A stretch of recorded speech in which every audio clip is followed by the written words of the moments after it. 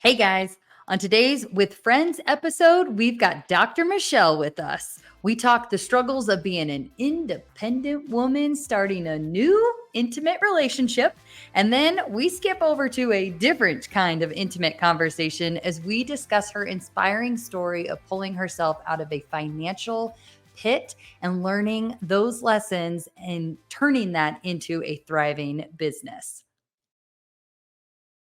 Hey guys, we're here with Dr. Michelle Lappin today, who is a certified wealth coach and financial strategist, two-time best-selling author, and podcast host of the Bedroom Talks podcast that is all about intimate conversations with our finances. So, Dr. Michelle, thank you so much for being here today.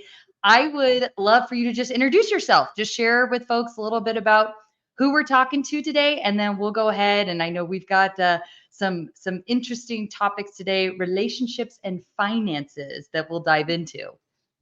Well, first off, thank you so much for having me. It is such an honor. And just kind of give a little context about me. I appreciate flowers. I like long walks. I like going to the movies. I'm just kidding. I always like to start off like that because it's just, anyways, it's just It's more fun that way. Exactly. So, no, those things are true about me, by the way. Well, hey, since we're throwing some things out, like I like dark chocolate and puppies. Yes. Chicken is my favorite food along with mac and cheese. But anyways. Yes.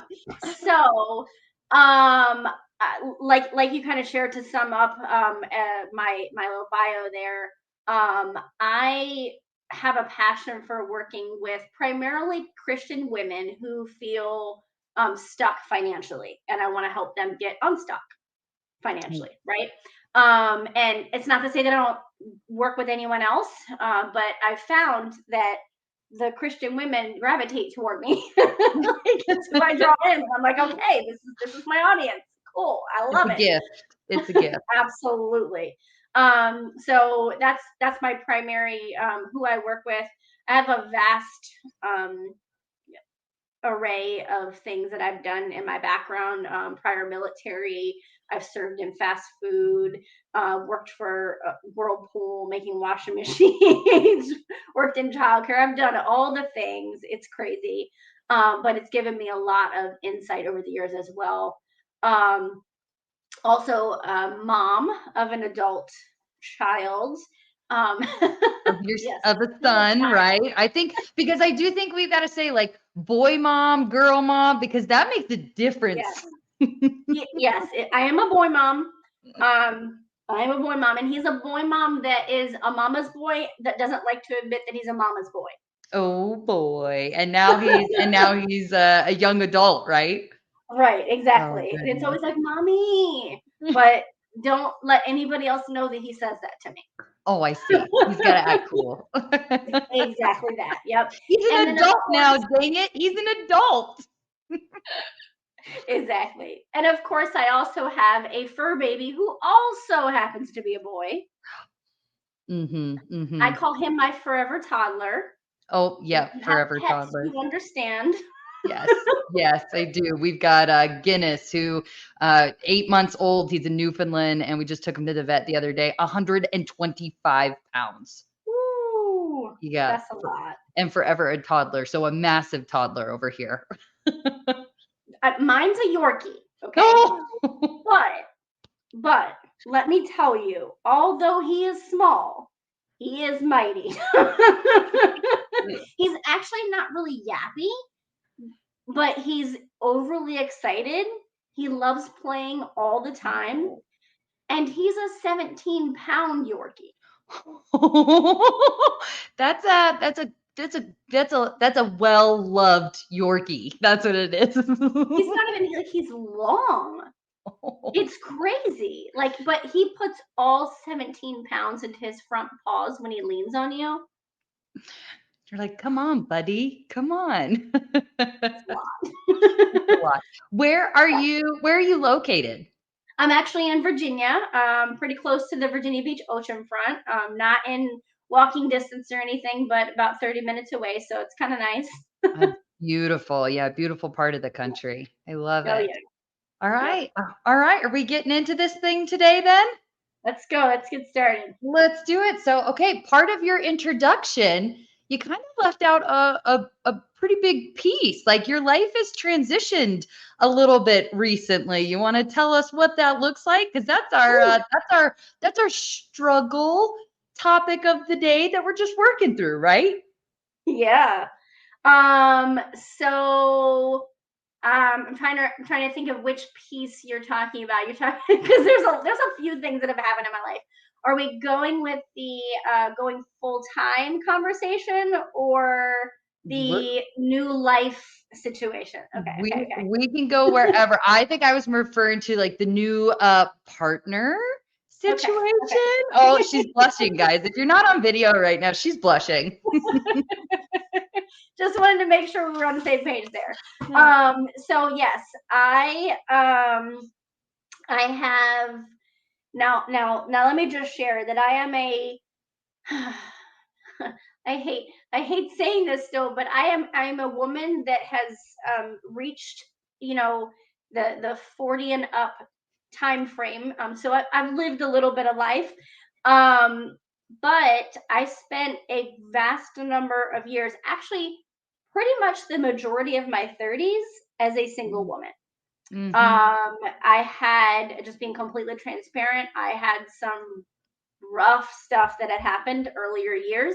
And when I was about 30 years old, a relationship that I was in that I thought was my person had ended abruptly. And it was a pretty rough experience, but it really, truthfully, was more on me than anything because of my past that I never dealt with. And I found myself going through a healing journey for a couple of years. And I refused to date while I was on my healing journey.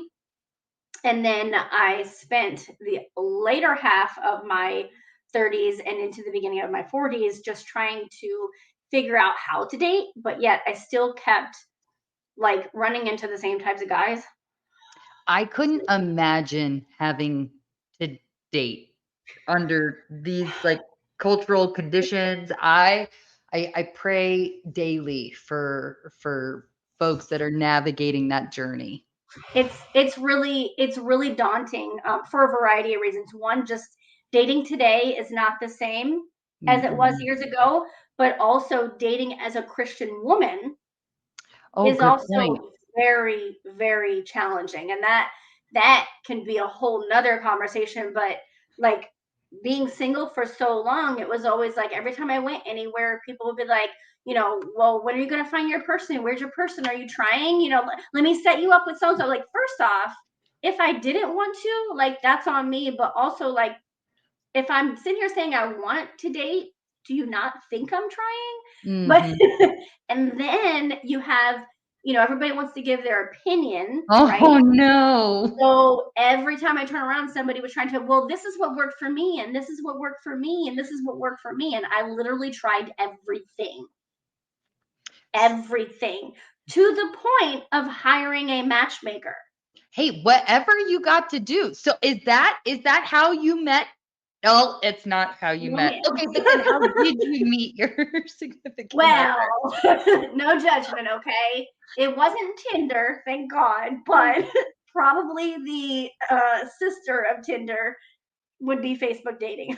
Hey, again, whatever it takes. I know several happily married, couples, and Match was their thing. And like, Yeah. yes, I was at my wit's end and I was like, this is my, literally, I had tried the matchmaker and I was like, look, I know I might not get what I'm looking for, but at least maybe I'll learn a couple of things about myself. And I did learn a lot about myself, and it also got me out there more. Like, yeah. I was looking, but I was also um what's the word I'm looking for? Um I was probably a little bit bougie with what I was looking for. But rightfully so, Okay, I so think. note one way to unjuggle your matchmaking struggle is maybe just be aware of your bouginess. And I'm not saying lower your standards, No, okay? no.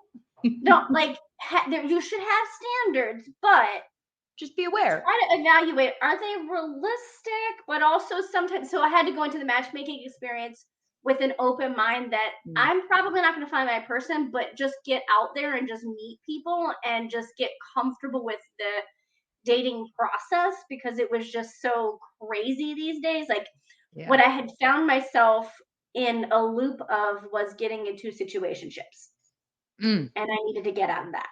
And so the matchmaking opened up the door for me to get out of the situationships. And then, the Facebook dating thing, it was just kind of like, well, why not? I've tried everything else. Oh, And let's go. lo and behold, I did find that person, and he's amazing. I could go on with the stuff that I love about him. But let's be real. Um, we're both older. He Mhm. said I'm early 40s. He is early 50s, so there's a little bit of an age gap there. But um, there's pieces of this. Number one, going from being single for so long, even though I wanted it, Mhm. but then being into a relationship, there was challenges with that. One, I'm a very independent woman, and I don't like to be told what to do. I don't like to be dictated on anything. Okay. Hey, listen, I've been married for almost 10 years. I'm an independent woman and I don't like to be told what to do either, girl. I Nobody get you. really does. Okay. And I tell myself, and I tell other people, that I know how to be submissive and I like to serve, because I do, but when I want to. Yeah, when you want to. When When you want to. I want to, right? But I know that doesn't really work in relationships that way. And it's just, you know, it's, you tell yourself it's no big deal, but then when you Yeah. start getting into it, you're like, I don't This is like a this. big deal. Well, and too, like you had mentioned, I mean, how much life has been lived in different paths and journeys, and the way that, again, by choice, which is the beautiful piece of it, right? But by choice, Mhm. the worlds have collided in all of the ways. So what is like what's one thing that's kind of coming up for you that you've noticed? That there's just you guys are working through. You're working through. So there's two areas. One area would be just the time aspect of it, right? Like, we want to spend time with one another. We're both type of people that's like, I want to spend all the time with you. But reality is we can't do that. At first it was me working full-time job and doing the business, and there was limited time where he would have time, I wouldn't have time. And now I'm not working a full-time job, I'm doing my business full time, but he's working all day, which he was working all day before, but it was like Yeah. I would get done with my stuff and I would be exhausted when he would actually have time, right? But now I'm available sooner and earlier, and he's exhausted from working all day. And it's like we're Yep. trying to like just continue to navigate, like, being able to spend enough time together and invest into the relationship so that it can be successful, but also take care of ourselves in the process and not feel obligated to put ourselves aside all the time. Absolutely. And right, and I love that you bring this forth because I think that there's so many of us who can relate with you know, pouring ourselves into maybe like the career, or I know a lot of folks, right, pour themselves into being a parent. And what often happens, right, is the intimate relationship tends to be moved to the back burner. Yeah. And it's so I for me personally, like I've had to be really intentional just on switching my brain, because there's the piece of my brain that says, okay, you know, my husband's Shane. It's like, okay, Shane, well, we're in this really busy season right now. Like, I need to focus on building this business. I know you can relate with that too. I need to focus on Mhm. building this business, which home slice, that means that you're just going to have to wait. Like, I'll see you in January. And, you know, we joke about it, but at the same time, it's like, I also know that if instead of moving to him to the back burner, if I would make sure that he continues to stay on the front, that he's going to continue to fuel and feed me Right. in all of the ways that I need, to mentally, emotionally, like physically, like be taken care of and held in this space so that I can actually continue to show up 10 times the version of me in my business. But it's so crazy how we have to be so intentional about making that time. So how are you making that time? How are you finding ways to to fit it into the schedule? Are you scheduling it? Do you guys have a calendar? Do Yeah. you do date nights? Like what does that look like? So I have a calendar. However, I'm not necessarily putting our time together on the calendar, right? Because that just feels weird to do. But what I am doing Hey, listen, is we do that. well, it's like it's No, almost I'm like just okay, can I be real raw here? Okay. I hope It so. almost feels like, you get like you have those couples that like schedule, their, funky time Oh together, my right? gosh, yes. Like we're not trying to be that couple, right? And that's what it feels too much like that. But here's what I'm doing. I'm being very strategic. One, because I have seen people. For over 5 years, I've been running my business part time, and I have seen people that have had full time businesses and wear themselves out because they're working constantly. And Mhm. I vowed when I was like, when I left my full time job earlier this year, and I said, I'm doing my business full time. People are like, oh my gosh, you're going to work yourself to death, just watch and see. And I was like, no, absolutely not. I refuse to do it. Yep. And I'm very much like, first off, if somebody tells me I can't do something, oh, you watch, I'm going to Yeah. do it. Yeah. Buckle Okay. in, bucko. Yeah. Exactly. But I have a basic calendar where I schedule out certain things throughout the week. And I built it around his schedule. Okay. So Oh, so you knew he, what you had to do, but you overlaid that on yes, on all of his stuff. So you were still definitely taking your independent woman control. Uh-huh, I see absolutely. you. Yep. But you were making it work for you. Yes. Absolutely. Why not? Yes. Yep. So he actually works Tuesday through Saturday. And now most people in the entrepreneurial world and in my business, they typically work Monday through Friday. And I'm like, that's not really going to work for us because all we're going to have is like one day. And oh, by the way, it's a Sunday, which is church day. So really, we only get a half a day a week. No, that's not going to work. So I was like, all right, bet. So Sunday and Monday are my off days. I hardly do anything on Mondays unless he's got something else going on and I know that ahead of time. Then I'll open up like the evening of my schedule. But that's, I pick and choose that. Yeah. I also know that Tuesdays and Thursdays I have late night trainings. So I can be a little bit more flexible during the day. Like I can, pop in because what he does, he's out and about driving around with what he does. So I can go pop in and see him for lunch real quick, bring him lunch or something if I want to, right? To be able to see him during the week. And sometimes we see each other in the evenings. But then also Wednesday nights, I block out my calendar. I don't do anything past 5 o'clock on Wednesday nights. That's our Yep. night. See, and I And love too what you're saying. So not only did you take his calendar, overlay your own, but then it sounds like there's a lot of like discipline and yeah, intentionality around, hey, yeah, I'm not working past 5 o'clock on Wednesdays, and that you yeah, stay true to that. And that's probably super important from a communication standpoint, from an yep, expectation standpoint, which yep, is all the things we know, whether you've been in a relationship for 10 years or 10 months, like that's what makes a relationship go round, right? yep. Absolutely. We also have Yeah. Friday night and Saturday night too, which can fluctuate because sometimes his jobs will go a little bit later.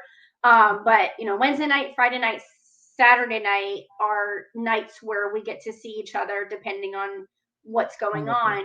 Yeah. And then Sundays and Mondays are our days to not only take care of anything that we need to, but also um, be able to see each other. And the other thing that we had to do, he's in a space right now where he doesn't have his own home.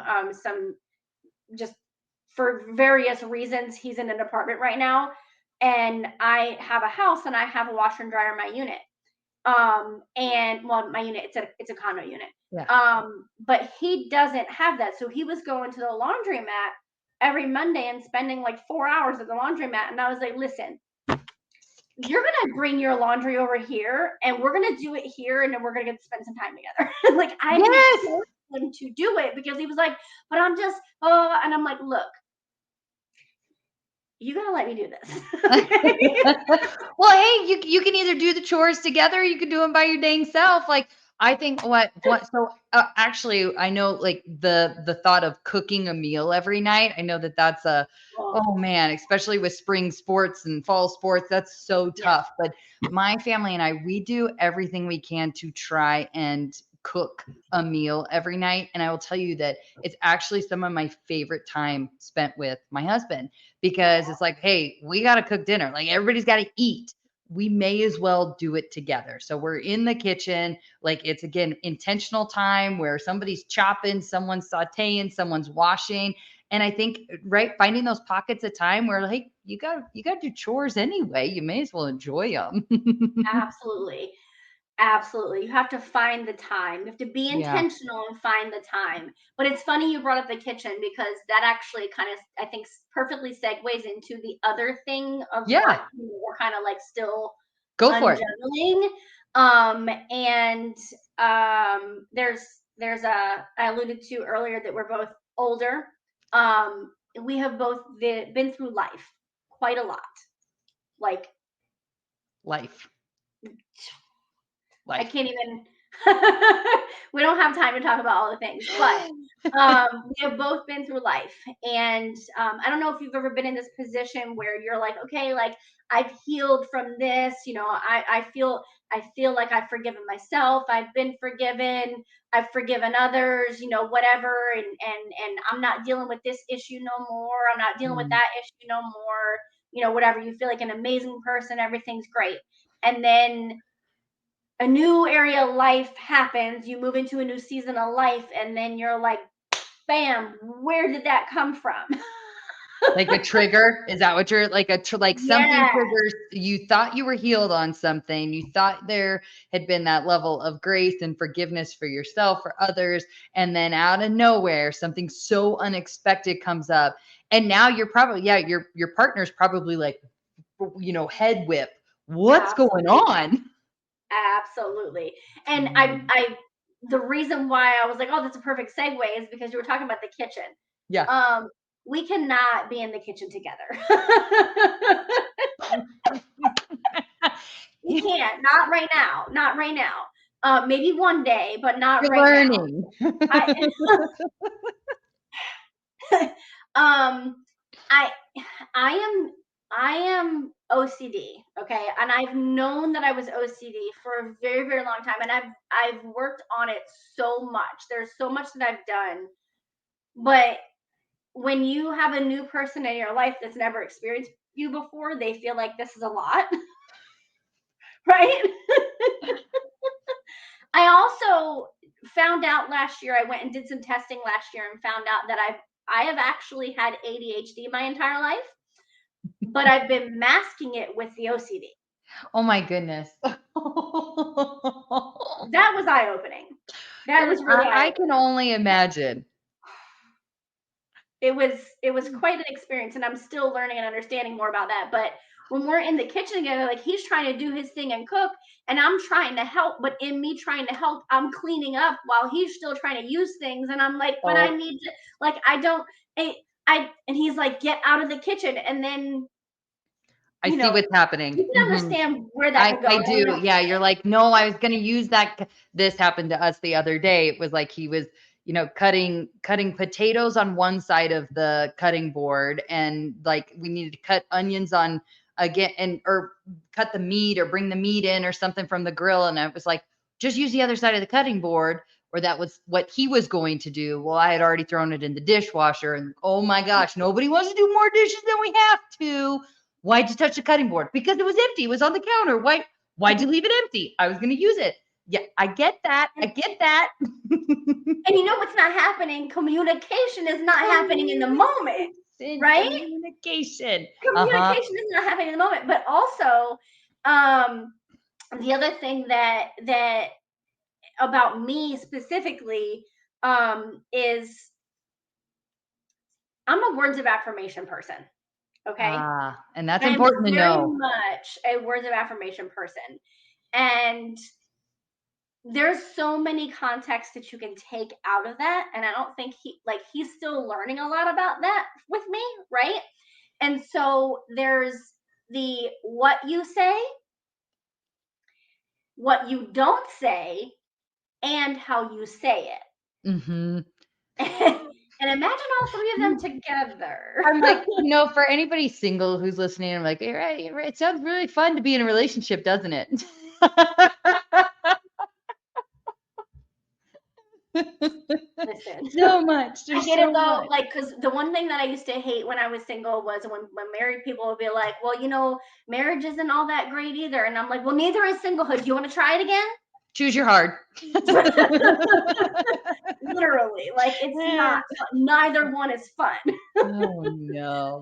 But no, like there have been things that have come up in the last few months of us getting more serious, where it was like I literally thought I dealt with this. Like I was in counseling again, a couple of years ago for with the same counselor for like 2 years, talking through how to handle how people talk to me. Mm-hmm. Mm-hmm. And I was like, okay, I'm good. Like, I think I'm good. I feel confident. Like, I can handle this. And then I get in this relationship, and I'm like, don't talk to me like that. You know what is coming up for me right now? How beautiful of a gift that you get to continue to work through this. Like that you are obviously your higher power. Like God knows that you have healed. You have already worked through those, and now he's given you this gift to Mm, to level you up and to push you and to grow you, right? Like we could say to challenge you, but we're going to say to grow you. Like, that's beautiful.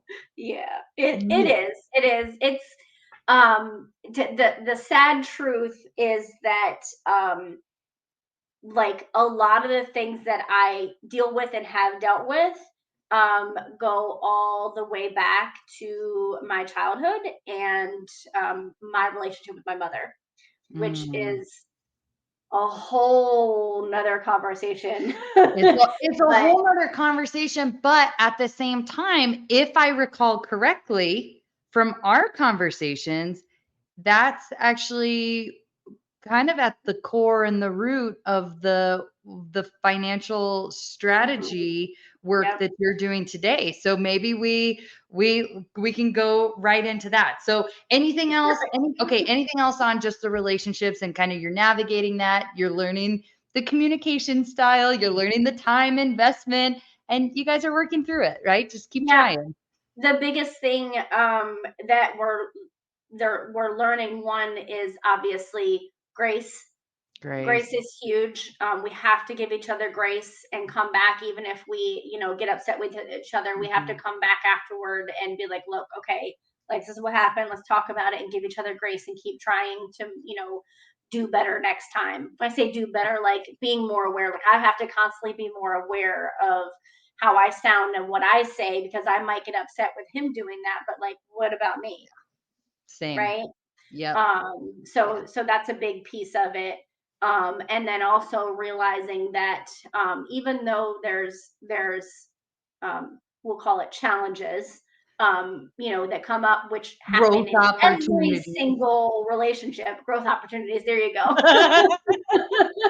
Even though there's growth opportunities that come up, that's going to happen in every single relationship, no matter what. There's always going to be something, and it's either we talk about it and deal with it now, or it's going to happen a couple of years from now, right? I'd rather 100%. do it now, and that's what it is. We're choosing to deal with the hard now because we do want to be with each other. Oh, I love it. I love it. I can't wait to see where you guys' relationship takes you. It's Same. beautiful. Beautiful, beautiful. Oh, Yeah. okay. Well, thank you so much for being willing to share your struggle of what you're walking through. So now I know too, I know we've got a big audience who is all interested about finances. Tell me what to do. How do I get myself out of debt? How do I build wealth? Like they want to hear it all. But I'm going to take us back to like where it all started. Will you share your story? Yeah. So, this is an area where, quite frankly, I do talk about it publicly, but I don't talk about it as much, or I'm very cryptic sometimes when I do, just simply because um, my mother is still present here on earth, and she does see things that I post and things like that. So, in order to avoid creating more issues, I'm just careful right now. But Fair. if anybody has a situation like that with their parent, you understand, and know, like, listen, we're in this together. But I remember growing up, it was a struggle financially. And now I'll preface that my mother chose to be a single mom. My dad was very much in the picture, and she decided to move us out of state and away from my dad, and so it was just her and me and my sister and my brother. So she chose to be a single mom. That doesn't happen for everybody, but that's what she chose. And we struggled financially, living paycheck to paycheck. You know, she definitely taught us about robbing Peter to pay Paul. It was the thing growing up. I watched her lose 3 houses growing up, and it wasn't fun. And I was like frustrated. I was like, why do I, how do I not live this way? Right? Like, I don't want to live this way. I remember going to school, not having breakfast, sitting there all day, not eating. We made too much money to afford getting this, or to get the school lunch, but not enough money for her to actually give me money for lunch. Right? It was one of those situations. Yeah. And I would come home from school starving, and we had, you remember those big rectangular Tupperware containers? Oh yeah. So, unlocked a core memory there, right? Somebody somewhere still has those. And if that is you, I love you, because those things are durable. But we had one that was full of macaroni and one that was full of rice. And so I would come home from school and I would just make either a bowl of macaroni or a bowl of rice. And the macaroni literally was just macaroni with butter and garlic salt, and that was it. Same Mhm. thing with the rice. And that I would have that to eat until she got home and we decided we were doing dinner.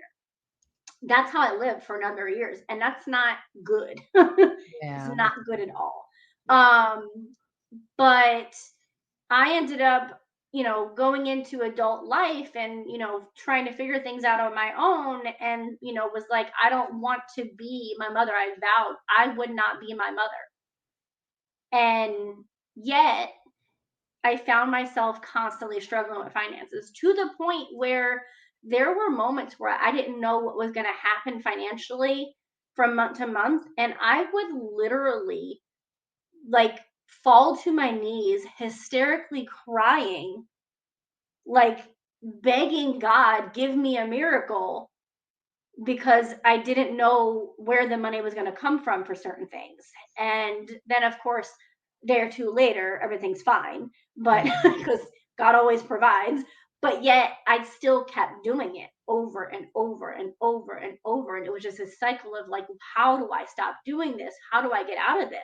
And you've seen, I And mean, obviously in your work, you're not the only one. We all get stuck in these money mindsets and these, like you said, you threw yourself into the financial pit, like where the weight of the financial burden, I mean,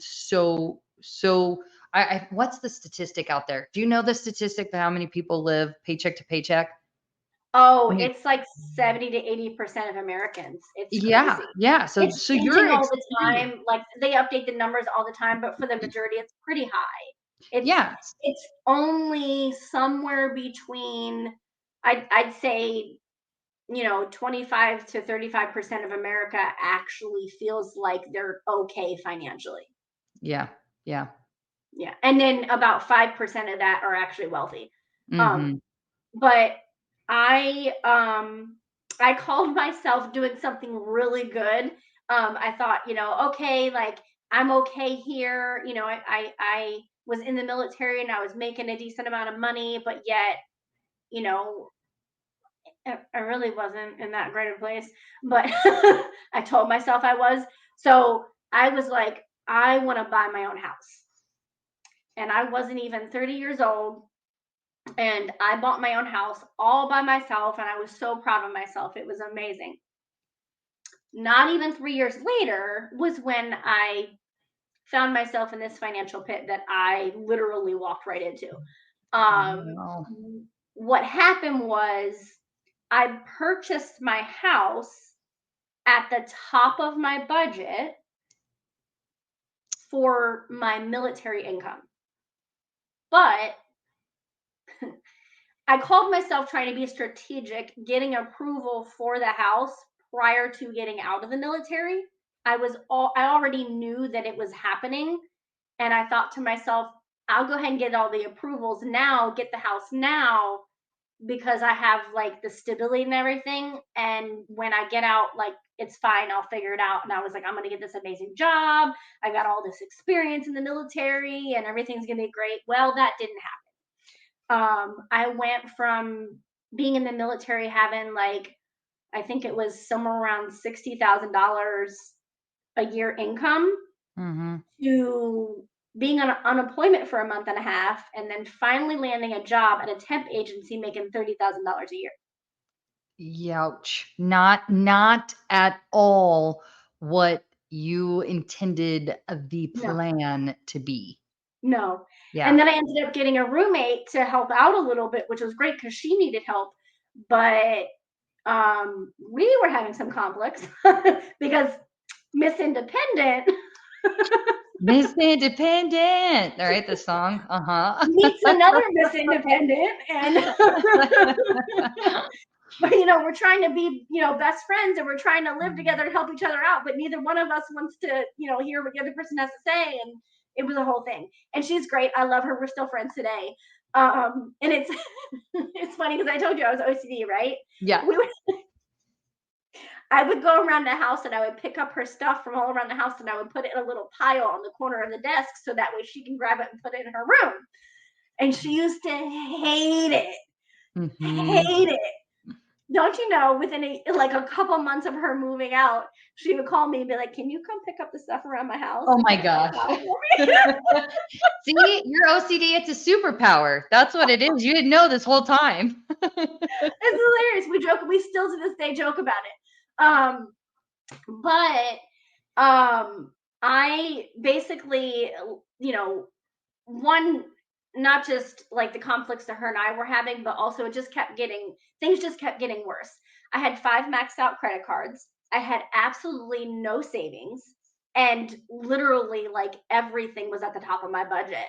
And I was like, what do I do? And so I sat down with somebody and talked with them, and they're just basically like, look, like I know you don't want to hear this, but you're going to have to get rid of your house. And the only way that I could get rid of my house, because I was technically considered underwater, was to go through a short sale process. And not only was it like emotionally draining to just realize that I couldn't afford my home anymore, that I worked really hard to purchase by myself before I was 30, I also realized I'm my mother. Oh, talk about just this identity blow on all fronts. You thought you were somebody else, and then that's not the case. That's When I tell you that I felt the anxiety on me, like I literally felt like a crazy person. I could feel the tingling on my arms. The anxiety was so bad. The heaviness was so bad during that season that I was like, what do I do? your nervous system took it. It That's what I just mean. You felt it completely did. throughout. This wasn't just a like a mind convincing. No, this was your Yeah. nervous system contracting Yeah. because you knew exactly what had happened. But, right? Yeah. Like here's the big but. But from that brokenness, from that bottom, where'd you go? Yeah. Tell us about, yeah, tell us Yeah, how, yep.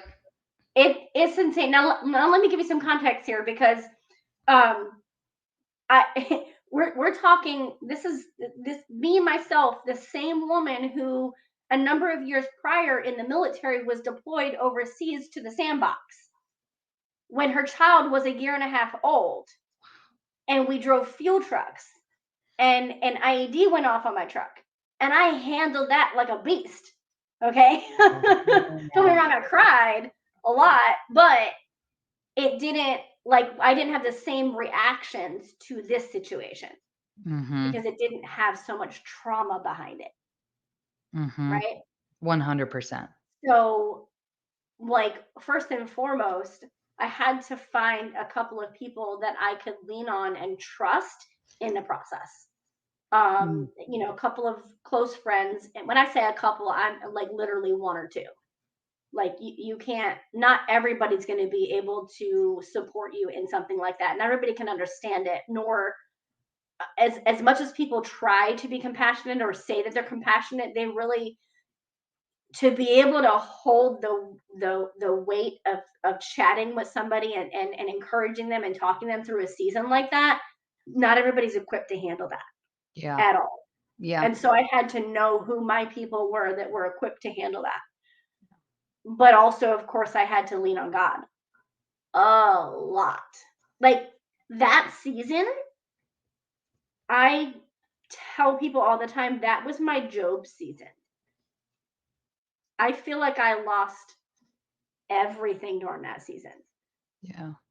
including my own son. And when I say that, his father and I were both military at one point. I had gotten out. His father was getting out of the military and he was being restationed or moving back to his home state in Texas. And my son was like trying to decide, do I want to stay with mom? Do I want to go with dad? What do I want to do? He was really close with his dad, but he really wanted to spend time with me. And we were trying it out for a little while, but then it became too much for him because of the heaviness that I was dealing with and because he was missing his dad. So he chose to go back to his dad in that season. Yeah. I lost my home. Well, first I lost, job issue, Yep. lost my home. Friends didn't want to be around me because who wants to be around somebody that's that dark and negative?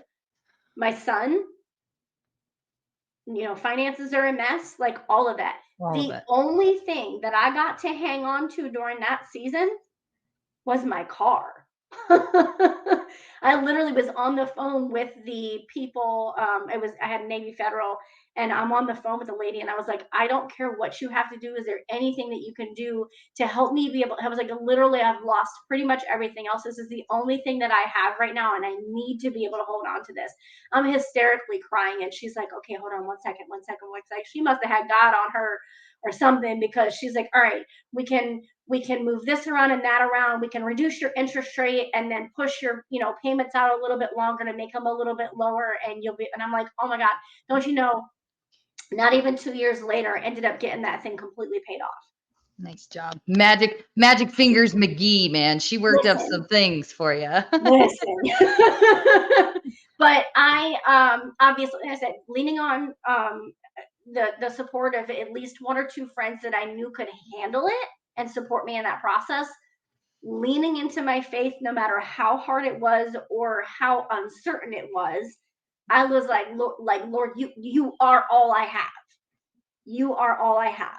And I don't know what to do. From day to day it was so hard.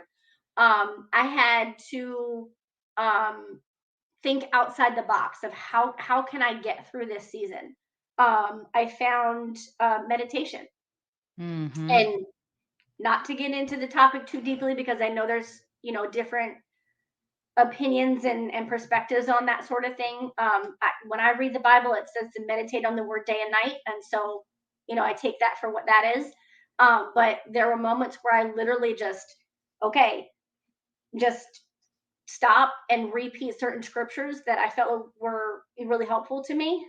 Sometimes that was deep breathing. The Mm. Bible says that God breathed life into us.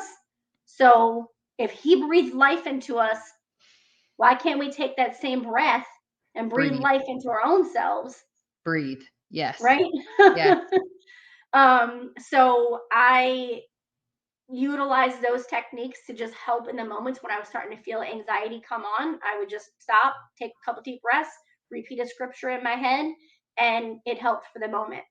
The other thing that I had to do, which was probably the hardest, was figure out how to fix my finances.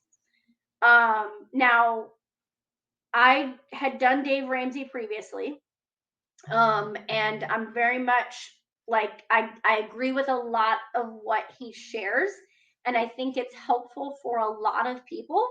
But you have to be in a certain place in your life to really do his program the way that it's built. Agreed. Yeah, we've Shane and I, it was years and years ago. We dabbled in the Ramsey methodology, and you found that pieces of it worked for the season that we were at. And I think that that's part of it too, right? Like Mm-hmm. you've got to figure out what what what works for you and what can Right. you be consistent with. And maybe it's not the whole program, but if you can even take two pieces of this program and apply Yep. it and it makes you 2% better, then next year you get to be 2% better Exactly. again and 2% better again. And that's considered success. Exactly. And I literally in that season, that's where I was at. I was like, all right, right back to square one. Okay, what do I need to start with? What I need to start with is trying to get that $1,000 emergency fund because I realized how important it was. I'm like, all right, well, how am I going to be able to do this? Well, first off, I started with what can I cut out that I don't need right now? I learned the power of pause. Ooh, I like that. When we talk to people, and I find this a lot when I work with clients, when I talk to people and they're like, well, there's this thing and I really love being able to do this and whatever, but yet they're struggling with their finances and being able to save or pay off debt. I'm like, okay, well, here's the thing. I know that that's really important to you. I know that you like that, and we don't ever want to be in a place where we have to sacrifice everything good because then we feel like what I'm working for what to give money to everybody else. Yeah. And I get that, and you shouldn't have to do that. But if we've put ourselves in a situation or somebody else has put ourselves in a situation where it's just really hard, then you have to look at some of those things and say, okay, what can I put on pause so that I can get out of this situation and then unpause it later? Yep. And I found that Beautiful. that's a lot more powerful than telling somebody you just have to learn to sacrifice. Like, to be That doesn't honest, even sound fun. That doesn't even it's sound not. fun, right? Whereas the Right, power of pause at least sounds number one, you're taking your power back, right? right. Like so you're putting yourself back into the driver's seat, back into an accountable position. And Yep, then it's not that you can't have it again later. It's just not right now. exactly. Yeah. Exactly that. And so I started off with things like that. I also was like, okay, I got to get this and this and this and whatever. And I would make little lists. And of my needs and my wants. And as I was saving some money, I would be able to get a need. And then if I got a need, but then there was a want that maybe, wasn't really costly, then I would be like, okay, can I reward myself because I worked really hard for this need? Can I now reward myself for the want or with Hmm. the want? You know? Yep. And that really helped me to feel like, okay, I'm working hard for this, but also I get to have this because I really worked hard for this. Yes. And that Yeah. just continued to compound over time, along with having faith and trusting the process. Over time, what happened was I was getting more disciplined with my finances with the little bit, and God kept blessing me with more and more and more and more. And as He blessed me with more, I not only increased my tithe, I also increased my savings, I increased my debt payoff, and it just kept getting better and better and better. And I eventually was able to buy a new home. I had gotten that car paid off. I had no car payment for 6 years. Hallelujah. Yes. And then it got to a point where it just It wasn't, needed, yeah, it it happens. needed to Hashtag go. life. It needed to go. But that's okay. But now I'm in a position now where I can afford to have a car payment. You know what I Yeah. mean? So it's not, I don't love it, but I'm not drowning over it, right? Yes. And don't get me started on car payments today because my God, We mine's won't. not We won't go there. We horrible, won't go but there. yeah, mine's not horrible, but I've heard some stories and I'm like, Lord Jesus. But what's really cool is what happened in the process of all of that. You know, one thing I've heard over the years until like the last 5 years of my life was like, God will make a ministry out of your mess. 100%. Well, that's what he did with this, okay? Like like as I was improving things with my finances, I would go on Facebook and Instagram and I would talk about what I was doing and I started couponing, not like the crazy coupon lady couponing, but I started couponing, okay? And I was talking about some of that stuff and I was talking about the saving and the paying off debt and things like that. And then what happened was a couple of people started reaching out to me and going, "Hey, like, how are you Do that. doing this? Like, what are you doing exactly?" And I'm like, "Hey, come sit down. Let's take a look at everything." And I would look at their stuff and give them some suggestions. And literally, I sat down with two friends and created an entire budget for them. And they're like, "Oh my God, I didn't even know that was possible." And I'm like, "Yeah, sure, whatever." And then people were like, "So, you're really good at this. Why aren't you doing this as a business?" And I'm like, "Huh? Hmm. What do you mean?" I've never thought about doing that. And it just continued to evolve from there. What was really, really cool is that a good friend of mine, who you happen to know, Tamra, she actually was starting her own coaching business at the time that I was getting this revelation about potentially having my own business. And I was like, I don't even know what to do. And she's like, "Hey, well, guess what? Why don't you come sit at this table and let me tell you about some stuff?" And it was just perfect timing because she was starting a coaching business, teaching people how to create their own business. And I wanted to start a business at the same time. So it just was perfect timing. And it's just evolved from there. So, It's yeah, evolved from there. yeah. Beautiful. Yep. So tell people what exactly you do in your programs or what, like how, if they are like, hey, help me get out of debt, like how can they connect with you? Yeah, so I will share the overall context of my perspective of finances is a wealth building concept. Number one, I don't feel like wealth has to do with a dollar amount. Yes, we know wealthy people have a lot of money and we all want a lot of money, and that's great. But my perspective is you can have $60,000 and feel like you're wealthy, depending on how you deal with it, right? You can have $100,000 or $500,000 and feel like you're broke. It's crazy. So it's not about the dollar amount in your bank account. It's about how you feel about your money and what you do with your money. That's what it's about. And in order to have this, there's 5 pillars that I've basically built my business on that I feel like we have to focus on in every area.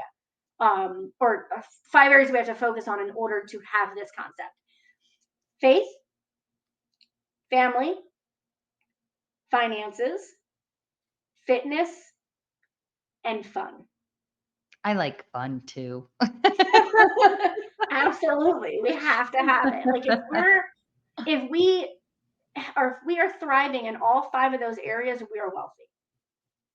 And so what I do is I help people, one, see what area of those 5 are maybe you lacking in. So maybe you're not actually lacking in your finances, but maybe you're stressed out all the time because of work and you're not spending time with your family. You're not putting any fitness into your life. So you're even more drained, right? And so what's happening? You're spending more on fast food. Mm-hmm. You're eating out because you're not cooking because you don't have the energy.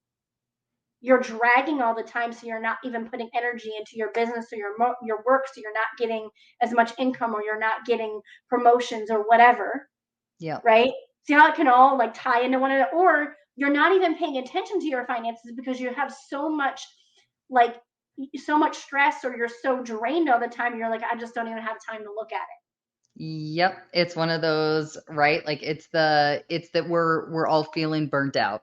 We're burnt Yeah, out in our jobs, in yeah, relationships, with our finances, and all depending on the area that's actually causing us the burnout. All depending on that area, then you need to have the diagnosis on what to start fixing yep. first. Exactly. And so that's what I always start with, that, and understand like where are you at first, and then we start kind of trying to build a plan to get you into a better place. Some of that is looking at what you have going on with your finances.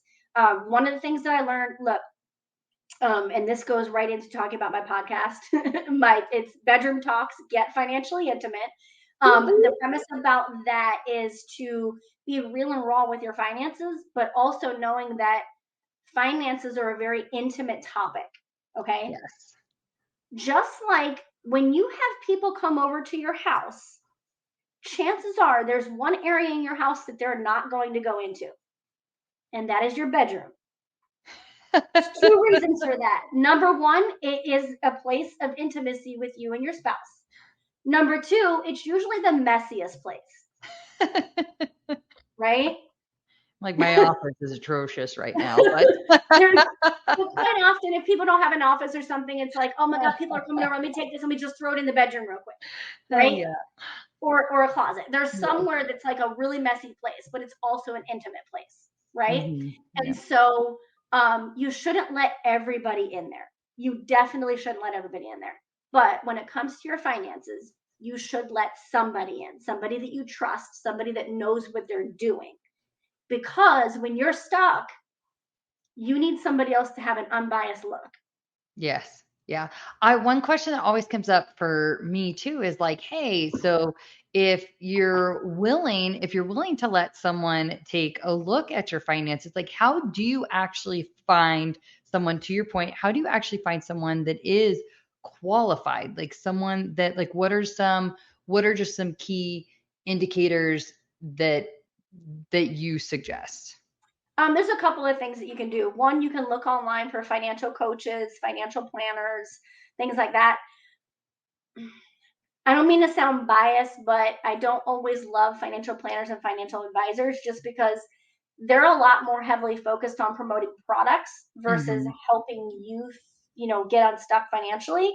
Whereas financial coaches, they're more coming from that, actual coach perspective, Yeah. and like, getting more deep into the roots. So really it depends on what you're looking for there. Either way, you're going to be able to get some kind of plan, or having somebody look at some things and give you some suggestions. So depending on which depth you want, I'd start there. Also, be willing to ask a couple of people, hey, you know what, I'm looking. You don't have to go into detail, but literally just be like, hey, like, we're looking at some stuff with our finances, and I'm looking to get some expert advice. Do you know anybody that does anything with finances that I could talk to? So true. Yeah. Asking, I think, right? Like you just said that. So kind of asking around. I know that's been really helpful for us. I know all depending too, because you love that you brought this point up. There's a lot of quote unquote financial coaches out there, or there's a lot of different wealth engines or financial resources, Mhm. but they do operate differently. So I think to your point, you have to be aware of what is it exactly that you're looking to do with your finances, Right. because that's going to help you ask the right questions so that you can get to the right person. And I think also taking a look at the person who's giving you advice. Do they not only like can they do they appear to have the appropriate like coaching, but are they where you like do they have proof in the pudding? I think that Right. that's important too. Absolutely. Absolutely. And I want to say this too. This is extremely, extremely important. Um, you can say no to them. If you sit down with somebody and you don't get a good vibe from them, you can say no, thank you. You don't have to go with them. You Yeah, can also get a variety of opinions. I wouldn't get too many. I, stick with maybe like three or something. Like if you're not sure and you're trying to figure out which person to go with, go get a couple of opinions, sit down with like a couple people and, figure out which one you have the best vibe with, which one do you feel like relates to you the most. You know what I mean? If totally. you feel like you need to do that. But because I have clients sometimes that are just very nervous to talk about anything with finances. And when it comes to finances, you have to feel like you could trust that person and that there's no judgment. Yes. And if you Yeah. don't, or if you feel like they're being too salesy with you or too pushy with you, that's Yeah. not the place you want to be in, because you're going to be hesitant to do anything to change your Yes. situation.